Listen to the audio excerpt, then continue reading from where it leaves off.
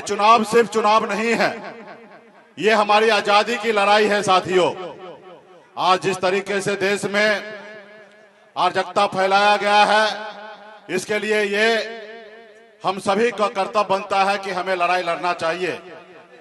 पहले ये देश गुलाम था।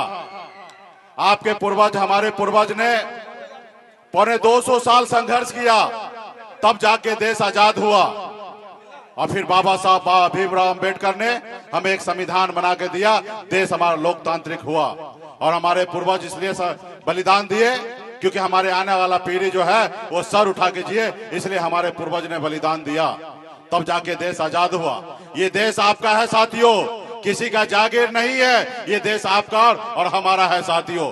तो इसलिए साथियों, हमारे अपने देश के लिए लड़ाई लड़ना है, संविधान के लिए लड़ाई लड़ना है, गरीब पिछड़ा दलित के भाई के लिए लड़ाई लड़ना है, और इसके लिए मजबूती से लड़ाई लड़ना है। ये जो दिल्ली में सरकार है, ये सरकार आपका नहीं है साथियों। अगर ये सरकार आपका रहता तो ये आपसे 10 साल पहले जो वादा किया, आज वो वादा को पूरा कर देता, तो हम मानते हैं कि ये आपका सरकार है साथियों।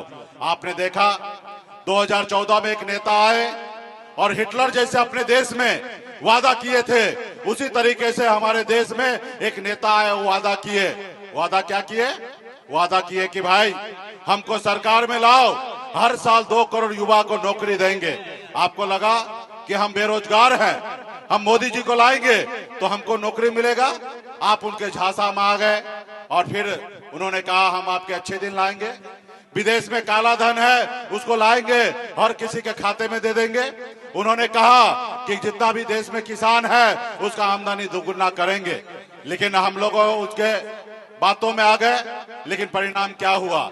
आज हमारा युवा जो है बेरोजगार घूम रहा, भटक रहा है, आज उसको रोजगार नहीं मिल रहा है। आज जितने भी सरकारी संस्था है उसको प्राइवेट किया जा रहा है, बड़े बड़े अडानी अंबानी के हाथ में दिया जा रहा है और वहां से नौकरी को खत्म किया जा रहा है साथियों। इसलिए साथियों, अपने आने वाला पीढ़ी के लिए अगर लड़ाई लड़ना चाहते हैं, उनको सर अगर बेहतर जिंदगी देना चाहते हैं तो आपको उसके लिए लड़ाई लड़ना पड़ेगा। आज देखिए हमारी जितने भी सरकारी संस्था है उसको प्राइवेट किया जा रहा है।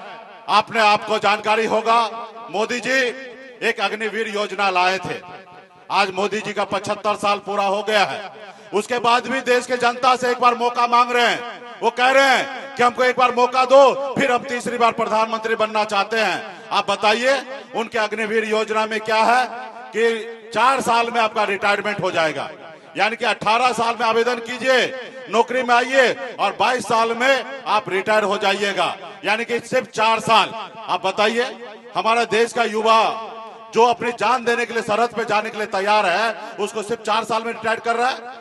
आजकल 22 साल में शादी भी नहीं होता है और हमारे युवा को 22 साल की उम्र में रिटायर किया जा रहा है, और खुद 75 साल के बाद भी एक बार देश के लोगों से मौका मांगना चाहता है। इसलिए साथियों, ये आपका सरकार नहीं है, खास करके गरीब पिछड़ा का सरकार नहीं है। आपने देखा, मुझे एक अति पिछड़ा का बेटा हूं मैं, संघर्ष के बदौलत मैं इस मुकाम तक पहुंचा। 2020 में हमारे पास 4 विधायक था, हमारे दम पर बिहार में सरकार बना। अगर हम समर्थन नहीं देते तो नीतीश कुमार का सरकार नहीं बनता और बिहार का मुख्यमंत्री नीतीश कुमार नहीं होते, लेकिन हमने उनको मुख्यमंत्री बनाया। बाद में उन्होंने क्या किया मेरे साथ? हमारे विधायक को खरीद लिया, हमको सरकार को बाहर कर दिया जो सरकार हमने बनाया था। तो इसलिए साथियों, ये गरीब के लिए नहीं है, ये बड़े बड़े लोगों के लिए है। अभी देखिए आपको पता चला होगा 16,000 करोड़ रुपया चंदा में लिया। बड़े बड़े उद्योगपति को कहते हैं कि आप हमें चंदा दो और हम आपको धंधा देते हैं। जो बड़े बड़े लोग हैं उसको ईडी सीबीआई का नोटिस भेजता है, उससे चंदा लेता है साथियों। तो इसलिए साथियों, जब बड़े लोगों को चंदा लिया जाएगा तो ये सरकार को उनको काम करना पड़ता है। तो इसलिए साथियों, मजबूती से तमाम यहाँ पे पिछड़ा, अति पिछड़ा, दलित पार्टी के जितने भी पदाधिकारी हैं, सबसे आग्रह करता हूं कि मजबूती से एक एक गांव में एक एक बूथ पे जाइए और हर बूथ को जीतने का काम कीजिएगा। तब हमारा यहाँ पे प्रत्याशी भाई श्रवण कुशवाहा जी चुनाव जीतेंगे और दिल्ली में हमारा सामाजिक न्याय मजबूत होगा। और बिहार में जैसे हमारे भाई तेजस्वी जी ने नौकरी दिया, उसी वो नौकरी आने वाला समय में सिलसिला जारी रहेगा। तमाम हमारे साथी को बहुत बहुत धन्यवाद साथी, बहुत बहुत।